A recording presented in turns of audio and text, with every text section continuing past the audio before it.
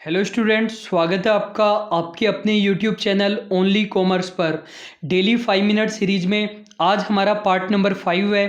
4 video जिससे पहले मैं अपलोड कर चुका हूँ। आज का हमारा टॉपिक है बिजनेस इकोनॉमिक्स में एक important topic, price discrimination in monopoly. Monopoly का मीनिंग आपको पता है, जब किसी प्रोडक्ट का एक ही सेलर होता है तो उसे मोनोपोलिस्ट कहा जाता है। लेकिन ये कोई ज़रूरी नहीं है कि हम पूरी कंट्री में उस प्रोडक्ट का एक ही सेलर देखें, हम किसी स्पेसिफिक एरिया के लिए भी देख सकते हैं। और प्राइस डिस्क्रिमिनेशन इन मोनोपोली का मतलब है मोनोपोलिस्ट डिफरेंट डिफरेंट कस्टमर से डिफरेंट डिफरेंट प्राइस चार्ज करता है। जैसे गवर्नमेंट इलेक्ट्रिसिटी के लिए डोमेस्टिक यूजर और कॉमर्शियल यूजर से अलग अलग प्राइस चार्ज करती है। अब हम इसको डिटेल में पढ़ेंगे। प्राइस डिस्क्रिमिनेशन की डिग्री के 3 टाइप्स होते हैं। ये टाइप्स एसी पीगू ने दिए थे।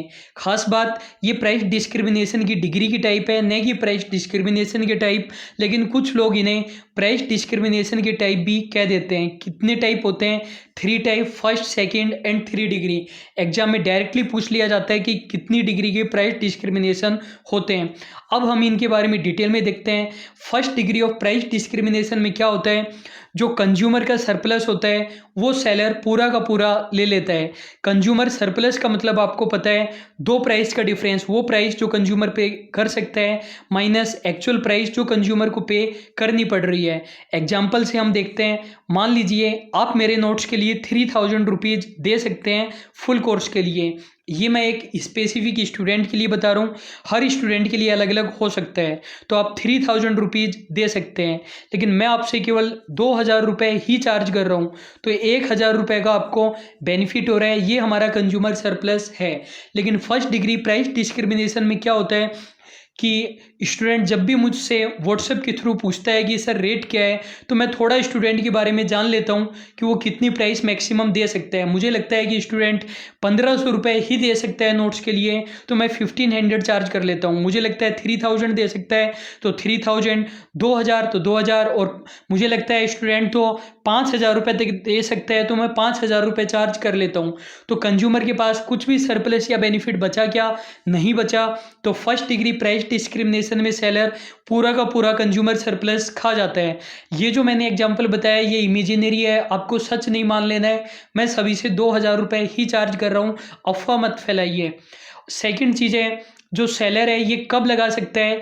ये केवल तभी लगा सकता है जब वो अपने कस्टमर को बहुत अच्छे से समझता हो, उसे पता हो कि कंज्यूमर उसके प्रोडक्ट की कितनी प्राइस दे सकता है। इसे प्योर या परफेक्ट प्राइस डिस्क्रिमिनेशन भी कहा जाता है।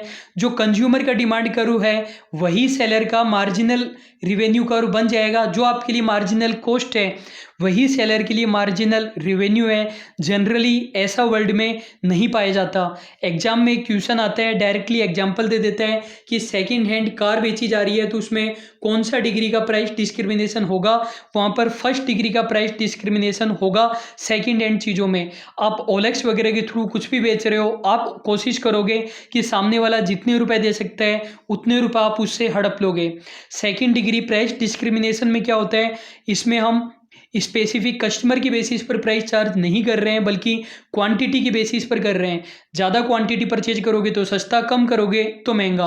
तो कहने का मतलब कंज्यूमर का पूरा सरप्लस सेलर नहीं खा रहा है, कुछ बेनिफिट कंज्यूमर को भी हो रहा है। थर्ड हमारा है थर्ड डिग्री प्राइस डिस्क्रिमिनेशन। इसमें ग्रुप के बेसिस पर प्राइस डिस्क्रिमिनेशन किया जाता है। जैसे स्टूडेंट से अलग किराया बस का, सीनियर सिटीजन से अलग, महिलाओं के लिए अलग, और बिल्कुल छोटे बच्चे बिल्कुल फ्री। या फिर जो हमने इलेक्ट्रिसिटी का एग्जांपल अभी देखा था, इसके लिए ये ज़रूरी होगा कि सेलर अपने टोटल मार्केट को 2-3 मार्केट में या सेगमेंट्स में डिवाइड कर ले, और उन्हीं सभी मार्केट में अलग अलग इलास्टिसिटी ऑफ डिमांड होनी चाहिए।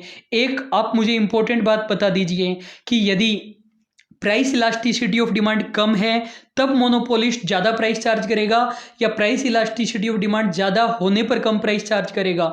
देखो, प्राइस इलास्टिसिटी ऑफ डिमांड ज़्यादा होने का और कम होने का मतलब क्या है? यदि मेरे नोट्स के लिए प्राइस इलास्टिसिटी ऑफ डिमांड कम है, इसका मतलब कस्टमर को प्राइस से कोई फ़र्क नहीं पड़ता, उसे मेरे नोट्स परचेज करने ही हैं। और यदि प्राइस इलास्टिसिटी ऑफ डिमांड ज़्यादा है तो प्राइस के लिए वो सेंसिटिव है, यदि प्राइस कम करूँगा तो ज़्यादा बिकेंगे और प्राइस ज़्यादा है तो कम बिकेंगे। तो मुझे कब फ़ायदा होगा? यदि प्राइस इलास्टिसिटी ऑफ डिमांड कम है तो मुझे फ़ायदा होगा।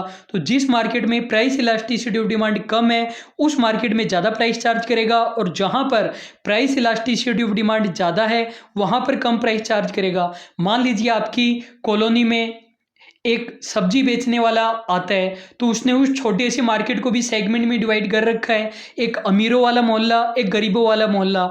गरीबों वाले मोहल्ले में मेरे जैसे लोग आते हैं जो पहले नीचे जाएंगे, रेट पूछेंगे, बिल्कुल बढ़िया सब्जी छाटेंगे, उसमें भी रेट कम कराएंगे।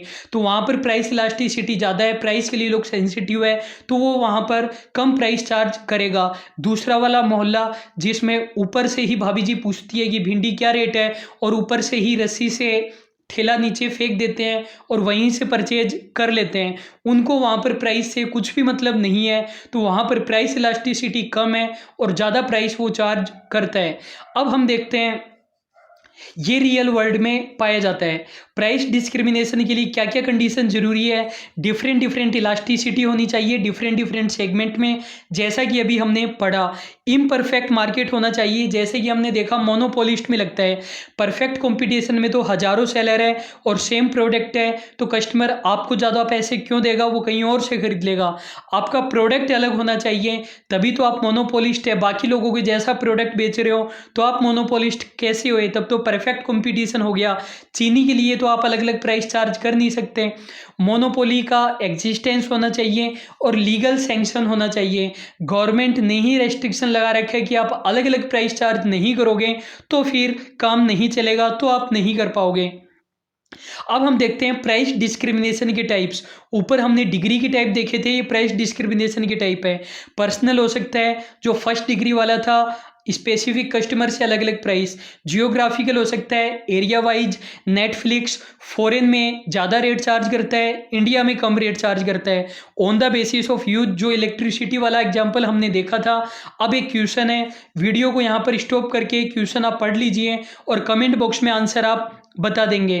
तो स्टूडेंट, आज का वीडियो आपको हमारा कैसा लगा कमेंट बॉक्स में ज़रूर बताइए। अच्छा लगता है तो लाइक कीजिए, बुरा लगता है तो डिसलाइक कीजिए और टॉपिक भी सजेस्ट कीजिए। अभी के लिए बस इतना ही।